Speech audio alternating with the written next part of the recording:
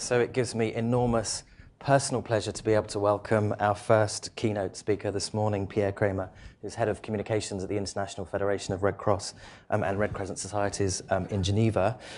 Before joining the Federation in 2007, Pierre worked with the French Red Cross as Head of Communications. He is, by training, a journalist and holds masters in history, political science, and international relations.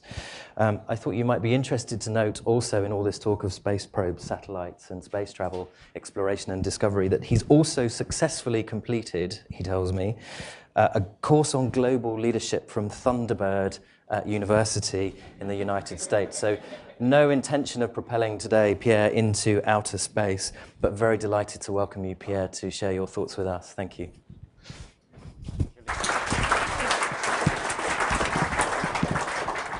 Good morning, everybody. I didn't remember about Thunderbird University, but it's okay. So you will suffer a bit because of my French accent, but I will try to go quite fast and to the point in this keynote. I just want to thank, of course, CDAC, because we've watched develop CDAC over the last years, and we can see today how influential it is, gathering all of you here today. And I think it's a wonderful success. It's still to be developed, I'm sure, but it's a great success, and we are really supportive there, and to advance the cause of community disaster communication. Also a special thank, of course, for the sponsor, for Google and Google and GSMA. What we can say there is that there is for us, a clear convergence between the private sector, public sector, civil society organization, and I see a lot of potential in the synergies between all these kind of organizations. We know that the skill base of the humanitarian media and telecommunication industries will be a strong force, in all aspects of our work. So where are we now? Just maybe a few trends in our landscape, things I'm sure you will not be surprised about, but which are seriously influencing the way we are operating today. The first one, of course, is the mobile uptake. With 5 million subscribers today, it is clearly a game changer in the way we are working as a humanitarian community there. And we can also see a second clear trend, which is related to a renewed critique about aid accountability. That's quite clear. We have a new trend consisting of saying, okay, aid is not accountable. There is a recent book saying even that aid is dead because we are not able to show our impact, our effectiveness on what we are doing. And that's something which is also to take into account. It's an accountability issue, clearly. A third trend, maybe, is the fact that people now are able to communicate directly. They don't need us. They have access to Facebook. They have access to all kind of social networks, Facebook and so on. And that's also clearly influencing the way we are operating. We saw in Haiti, for example, how connected people are there. So I would say that accountability, need for further dialogue, technology as a game changer, and the capacity of people to advocate on their behalf today are clearly part of what we could call a game-changing process. So what's the Red Crescent activities can say about communicating to people affected by disaster? Maybe the first thing is that the Red Crescent try an SMS-based communication to beneficiaries by partnering with local telecommunication provider. And for that, we work with Terra, Trilogy International. So Terra is a Trilogy emergency relief application, which is an automated text information service to disseminate critical messages to over 1.2 million people in Haiti. What is interesting with Terra is that it allows aid agencies and mobile phone users in a disaster area to interact and listen in real time. That's quite interesting. The second thing is that we can target special neighborhoods or regions, thanks to Terra, and to send text messages directly to mobile phone users. So there is clearly an enormous added value there in this technology, and it is demonstrated by the Red Crescent. When we reach 360,000 people with gender-based violence messages, with more than 10% of that number responding directly to the Red Cross. And that's clearly a success. You know, it's done in 24 hours with very minimal resources. It also provided an early warning capacity. During the hurricane season, we were able to reach the north of Haiti. And we set up a hotline there, which was led by our volunteers. And we received an impressive 710,000 calls during this particular early warning operation. So what we can keep from that actually is, first, we need a local partner. That was the Haitian Red Cross operating the hotline system. The SMS through Terra was extremely effective, extremely effective. It allowed a two-way dialogue with people there. And we also see the interest of doing that in an area like Haiti, which is affected by repeated shocks.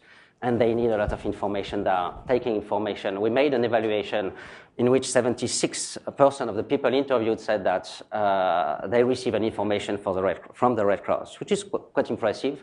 And 83% of this number say that they took action based on this information. So which means that it's completely effective as a way of operating as a humanitarian actor.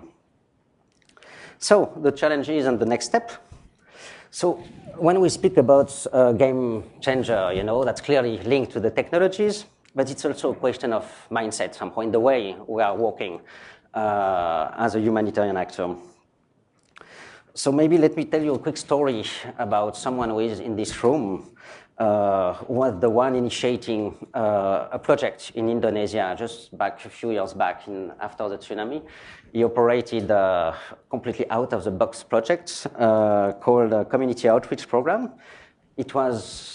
The program consisted of using a mix of face-to-face, SMS, TV, radio, and print. So it was a two-way communication approach, but also using multiple channels. And basically, the role of the Red Cross there was to be a sort of intermediary, advocating on behalf of the communities and relation with donors and the service providers. And basically, the job was about fixing issues. And it got 6,000 issues to deal with during this period, which is huge. And what we realized there, it was not only about communication, it was not only about delivering these kind of messages, access to information. What we realized, it was about being absolutely effective in our action. It was really keeping the promise to the beneficiaries, keeping the promise to the people affected by disasters. And that was somehow a sort of clear example of how communication can not only be a service, but can influence the way we are operating with the beneficiaries. So, keeping that in mind, where are we going now? How can we establish this kind of mechanisms in a more lasting way? So first, we think that we still have some internal barriers. I speak there for the humanitarian community, of course. We still have some internal barriers that we need to overcome. Being inclusive, being accountable, or speaking about participatory approaches sounds like a development approach, you know, not a humanitarian approach. I think we think that we should have a paradigm shift there. And we think that we should be inspired by participatory approach, by being absolutely accountable in everything we do. We should facilitating this dialogue with the communities. In a nutshell, we should consider the communities as a partner, and we should be positioned as a partner, as a primary partner of the community there. And that's important in emergencies, of course, in a crisis, but that's even more important before the crisis strikes, you know, and after, during the recovery period. So, recognizing that having this kind of two-way communication with the beneficiaries will also increase our effectiveness. You may have heard of the big international conference in Busan. It was, I think, in December, about aid effectiveness. And I can tell you, when we speak about accountability, what we call communicating to disaster-affected people will be absolutely critical. If you want to be accountable, we need to mainstream this kind of approach in more or less everything we do. And the same, I would say, is true when we speak about the humanitarian system as a whole. I mean, the UN system. We need to share a sort of common understanding we also need to be clear in terms of mindsets. What is it about at the end of the day? And we need to share information. We won't be able to be effective in coordinating our action because we only have a piece of the puzzle. We need to share information and to be able to effectively coordinate. That's clearly for us absolutely critical because good communication is absolutely essential for effective coordination. And then for that, we need, of course, to develop systems and processes to share information within our teams, organization, and importantly, within the cluster system. Maybe another element is that in this kind of situation, we need to recognize our failures, and we have some, of course, our success, celebrating our successes, of course, but recognizing our failures. So there is a sort of information sharing or good practices or bad practices sharing about what we call about this area. And I would finish there by saying ultimately the goal there is to, of course, to meet the needs of people, but also to fulfill basic human rights. And our experience is that communication saves lives indeed, but it also contributes seriously to build resilience of the communities. It is a powerful strategic means to engage and partner with them. And we feel that we should embrace sooner rather than later this area. And maybe I would finish, the guy who was in Indonesia and who developed this project is Will Rogers, who is in the room here. I'm sure that some of you will know him. And he's been with the mastermind, you know, in the development of what we call at the Red Cross and Red Crescent beneficiary communication. Thank you very much. Great, thank you, Pierre. Will you stay and take some questions? Oh, yeah.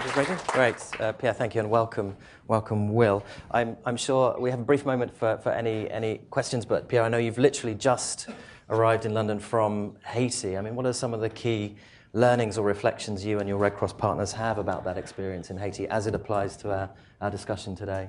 Okay, thank you for asking. That's something I wanted to say. Precisely in Haiti, what was quite interesting that in some areas, which was seen as not very secure, not very safe, today we have a complete access to these areas without any security issue.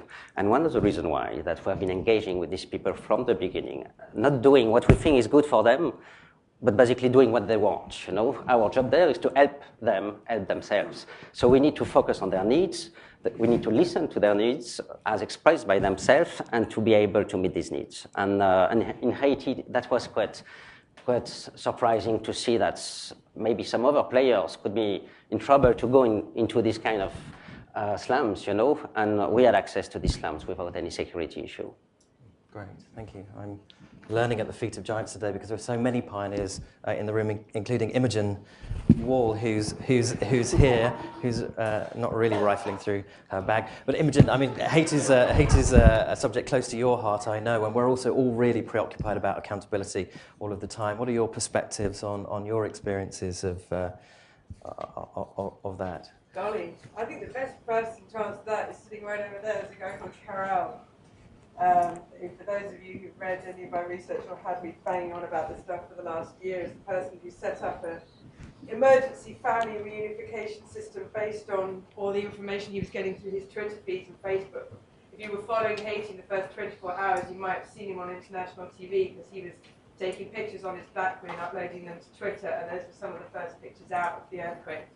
I think the two things that struck me are in Haiti were the level of access and the ways in which local communities were using technology in incredibly sophisticated ways that were entirely outside the way humanitarians think, and that we were very, very slow to recognize and engage with that and understand it, let alone support people like Karel who were doing things all on their own.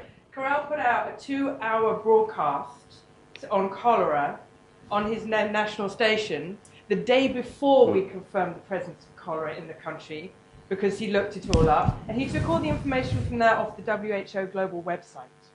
That's what people are doing for themselves, and we're not recognizing that at all. We're also not recognizing the role of the private sector in supporting them, or the role of the diaspora, or the capacity within the diaspora, and there's all these new actors coming in, and it's just going to change the way we operate.